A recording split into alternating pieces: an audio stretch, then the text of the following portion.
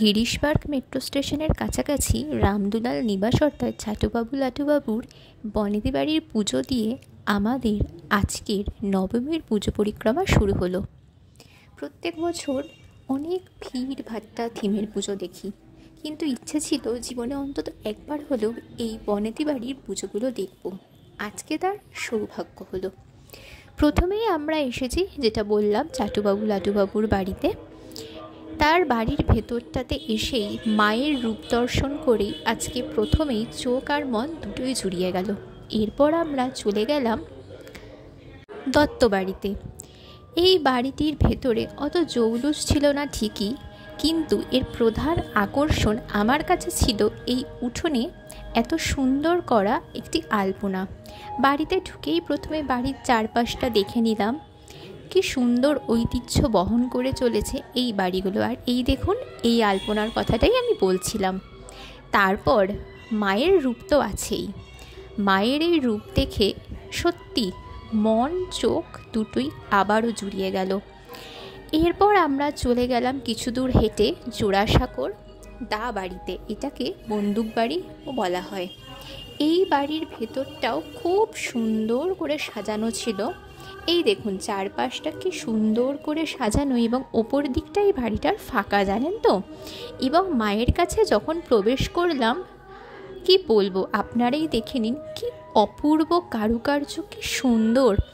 আমরা যখন গেছিলাম তখন এই বাড়ির সদস্যরা ফটো তুলছিলেন নিজেদের, সেই কারণে আপনাদের সাথে এভাবে স্টিল ফটোর মাধ্যমে মায়ের ফটো শেয়ার করলাম। তারপর আমরা চলে গেছিলাম তার পাশের গলিতে শিবকৃষ্ণ দায়ের বাড়িতে। এই বাড়িটাও আরও সুন্দর ছিল। এই দেখুন, আপনারাই দেখে নিন। আর আমরা যখন গেছিলাম তখন মায়ের সামনে যজ্ঞ হচ্ছিল। এই সকল বনেদি বাড়ির ভেতরের পরিবেশগুলো আলাদাই হয়। তারপর সেন্ট্রাল মেট্রোর কাছাকাছি আমরা চলে গেছিলাম মতিলাল শীলের ঠাকুর বাড়িতে। এই বাড়িটার ভেতরটাও লোকজন একটু কম ছিল ঠিকই, কিন্তু বাড়িটি ছিল বেশ সুন্দরভাবে সাজানো, এবং প্রত্যেক কটা বাড়িতেই জলের ব্যবস্থা করা ছিল, যেটা কিনা দেখে আরও ভীষণভাবে ভালো লেগেছে। এই বাড়িতেও ছিল একটা খুব সুন্দর আলপনা, এবং বাড়িটি সাদা লাল হওয়ায় আমার খুবই যেন বেশ ভালো লাগছিল। এবং এই ছিল এই বাড়ির মা। প্রত্যেকটি বনেদি বাড়ির মায়ের রূপ আলাদাই হয়, যতই থিমের পুজো হোক না কেন, এই মায়ের রূপ অন্য রকম। এরপর আমরা চলে গেছিলাম বদনচাঁদ রায়ের বাড়িতে। এই বাড়িটি ফটোজেনিক হওয়ার জন্য এই বাড়িটিতে আগের সবকটা বাড়ির তুলনায় ভিড়টা ছিল খুবই বেশি। আপনারা তো সেটা দেখতেই পাচ্ছেন। এই বাড়িটিতে প্রবেশ করে মনে হচ্ছিল যদি আমরা আর একটু বিকেল বিকেল আসতাম তাহলে হয়তো পুরো বাড়িটা আলোয় ঝলমল করতো এবং সেটা দেখতে পারতাম। তবে যাই হোক, এই যে সৌভাগ্য হয়েছে একবার আসার, এই বা কম কি, তাই না?